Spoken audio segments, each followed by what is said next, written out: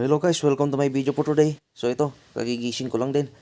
Gawa lang ko ulit ng maikling video. So about ito sa rally ng Iglesia ni Cristo. So ito, napanood ko kasi yung video ni Kakopi. So hindi ko rin alam kung galit siya o sa Iglesia ni Cristo or hindi. Pero nakikita ko naman, medyo gumigit na naman siya. Kasi sa akin, parang pakiramdam ko lang ha.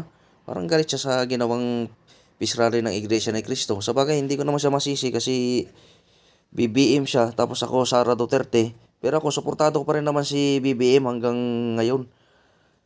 Pero kayo nang balang humusga dito guys, so hindi na ako magano. Kasi sa akin parang gutob ko lang yun eh. Hindi ako sigurado eh, kaya kayo nang balang humusga guys.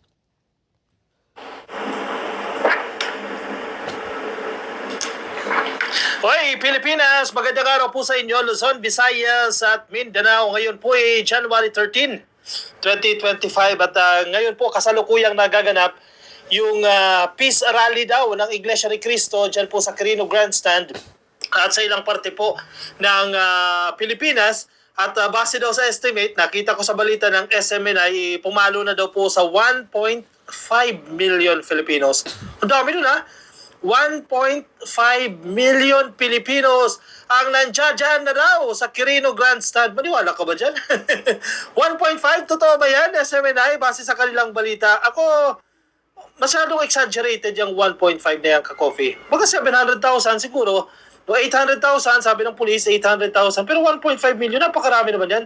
Paano magkakasya yan dyan sa Quirino? So ito ka-copy ha, yung hindi naman kita kinukontra pero hindi lang naman SMNI ang nagsabi niyan. Tingnan mo, andito yung datos ng PNP 1.5 million at saka yung GMA7. Hindi lang SMNI ang nagbalita niyan, yung iba nga mas mataas pa eh. Kaya yun. O sige, tuloy natin. Kayo na pong bahalang humusga dito guys. Grandstand. Anyway, okay lang naman. Estimate lang naman yan. Daw natin mako-confirm yan. Wala naman tao magbibilang eh, no? Bibilangin lahat ng papasok at lahat ng lalabas. Anyway, yan yung kanila sinasabi. 1.5 million Filipinos daw po yan yung nakisa sa kanila kilos protesta. Ang Malacanang nagsalita na. Siyempre, kinakailangan magsalita din po ang Malacanang dito. Hindi lang pwede silang manahimik dyan ka-coffee. Meron na po silang pahayag patungkol dito sa peace rally ng Iglesia ni Cristo na nililinaw naman ang Iglesia ni Cristo. Hindi yan para kay Sara Duterte, kundi pagsuporta yan kay PBBM. Bagamat ano pa man yan, ayaw pa rin po ng Iglesia ni Cristo sa impeachment kay Sara Duterte, which is tinututulan ng maraming Pilipino dahil maraming kasalanan si Sara Duterte at sinasabi ng ating saligang batas, kapag ikaw ay nagkamali, nagkasala ka at pasok yung mga grounds yan, dapat ma-impeach ka sa posisyon mo. At sa pamamagitan po yan ng proseso ng impeachment na mandato ng ating konstitusyon. Pero ayaw ng Iglesia ni Cristo dyan. Anyway, sige, basahin natin ka-coffee. Itong pahayag po ng Malacanang, inilabas po ito ng Executive Secretary Lucas Bersamin. Statement from the Office of the Executive Secretary. To peaceably assemble and take two. To peaceably assemble is a bedrock right guaranteed by our Constitution, cherished by our people, and consistently upheld by this administration. Correct. Nakasaad yan sa ating saligang batas. Article 3, Section 4. Di ba? Pag nag-aaral ka nga ng mass communication, pinapakabisado sa iyo yan eh. Nung tayo nag-aaral din yan, pinakabisado sa atin yan eh. Article 3, Section 4 yung karapatan natin na magpahayag, karapatan natin mag-gather-gather, mag-ipon-ipon tayo para ipahayag yung ating mga saloobin. Yan po bedrock po na ginagarantiya ng ating konstitusyon at ito po ay ina-upheld ng administrasyon. Hindi tutol ang gobyerno dyan. Kasi kung tutol ang gobyerno dyan, magagawa ba yan ng Iglesia ni Cristo? Diyan sa Quirino Grandstand? Definitely hindi eh. Bulungan lang yan ng gobyerno eh. O kasi naman yung Paano tututulan yan ng gobyerno din, ka-copy? Batas na yan talaga sa Pilipinas na may karapatan magpahayag ang isang grupo. Buti nga ang Iglesia ni Cristo, inabot ng isang buwan mahigit bago sila nagrally, nagpaalam na sila, nag-declare na sila. Kumuha rin sila ng permit kasi hindi naman sila nagrally na hindi kumuha ng permit eh. Natural na papayag talaga ang Philippine government yan. Bigyan ng permit, huwag yung bigyan yan. Yung Iglesia ni Cristo, huwag yung bigyan ng permit. Diba? Kung masama itong gobyerno, gagawin niya yan. Pero hindi eh. O sige, malayo pa rin sila nakapagpahayag na kanilang mga saloobin. Kasi nga, hindi naman tutol ang administrasyon dyan. Posible yung ibang gobyerno, ibang administrasyon, pero under this administration, okay lang, pwede nyo gawin yan. Sabi pa niya, all government agencies are, therefore, ordered that this right to be exercised today by our Iglesia ni Cristo Brethren should not be impaired.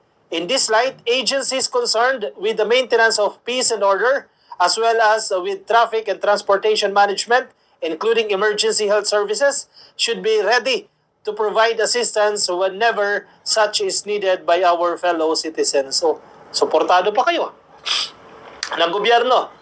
In case na magkaroon ng emergency, may magre-responde. Yung mga traffic personnel natin dyan, nandiyan dyan, para matiyak na bagamat may heavy traffic, definitely, kasama naman yan, manage pa rin kahit papaano, hindi yung wala ka ng proseso, wala ka ng sistema. Suportado ng gobyerno yan. Walang duda ang aming paniniwala na magiging mapayapa, matiwasay at makabuluhan ang mga pagtitipon sa araw na ito. Ayan mga DDS, hindi kayo tinututulan, In fact, tiwala ang gobyerno, siguro sa Iglesia ni Cristo, hindi sa mga DDS na magugulo. Tiwala ang administrasyon, tiwala ang gobyerno na magiging mapayapa po ito sa pangunguna po ng Iglesia ni Cristo, kung ano man po mga gathering yan. Huwag na yung magugulo, huwag na isama kasi magugulo dyan, yung mga nagsirali sa may isog rally, yung magugulo, huwag nang isama yan. Higit sa lahat, umaasa kami na ang mga ipapahayag ng mga opinyon ay makatutulong sa paglilinaw sa mga usaping kinakaharap ng ating bansa at maghahatid sa atin sa tunay na pagkakaisa na ating inaasam. Mamaya pa raw kasi yung program. Actually, hindi natin alam ano yung mangyayari kasi may program sila ka-coffee. Alas 4 po ng hapon, meron silang programa.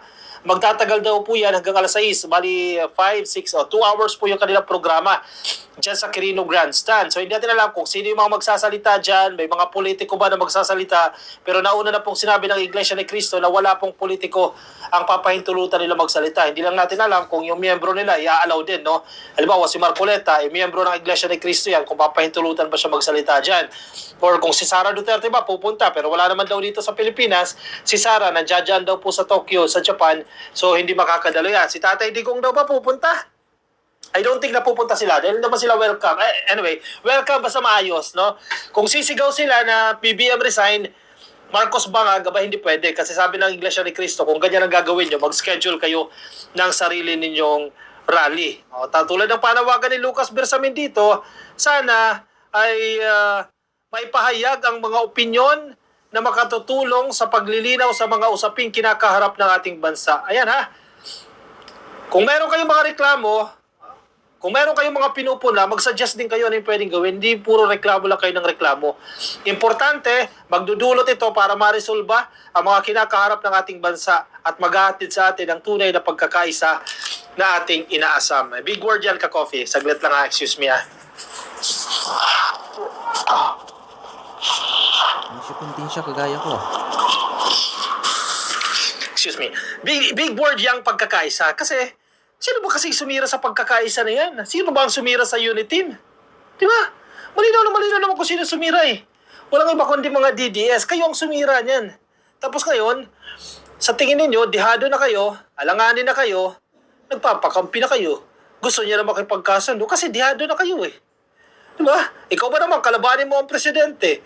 Ang presidente hindi gaganti, pero yung mga supporters ng presidente gaganti sa inyo. Ano nangyari kay Sara ngayon? Di ba? Sino sumira sa unity? Sino sumira sa unity team? Kayo din yan Dahil masyado kayong takam sa kapangyarihan Masyado kayong excited na ma-take over ang leadership kay PBBM Sa pagkilatis at pakikinig lamang sa lahat ng panig sa isang usapin ang siyang magdudulot ng kalinawan na ating hinahanap. Actually, may mga suggestions ka-coffee. Kung ang Iglesia ni Cristo daw, gusto talaga nila pagkasunduin itong gobyerno, ang gobyerno at ang oposisyon. Halimbawa, ang grupo po ni PBBM, o sama na natin yung si Speaker Martin Romualdez at ang grupo ni Inday Sara Duterte, kung gusto pagkaisahin, ang suggestion nga nila, sana pinatawag na lang, di ba? They meet together, pag-usapan nila yung differences na yan, paano ba yan, makokontrol pa ba yan, o magkaroon ng crisis management para kahit paano hindi obvious, o pwede medyo patagulang naman, huwag masyadong obvious, di ba? At least na-address yung problema. Actually, sinasabi nila, hindi na kailangan ng kilos protesta. Hindi na kinakailangan ng rally. Anyway, pero sa tingin ko, yan ay effective. Sa tingin nila, effective yung Para ano yan, kaya ginawa nila, para ipakita yung kanilang puwersa, ipakita yung kanilang force, na ito ang kaya namin gawin. In fact, may mga nasasabi nga na naduduwag kayo sa amin, di ba? Kailangan yung kumampi sa amin or else hindi namin kayo iboboto. Kasi ang mga politiko takot sa block voting. Di ba? Yan ang sinasabi nila. Mahirap kalabanin itong INC dahil kapag kinalaban natin yun, baka hindi tayo iboto, hindi tayo manalo. Yan ang sinasabi ng ilang politiko. Which is hindi dapat. Di ba? Hindi dapat ganyan ang pagtingin ng politiko. E paano yan? Halimbawa, itong impeachment ni Sara.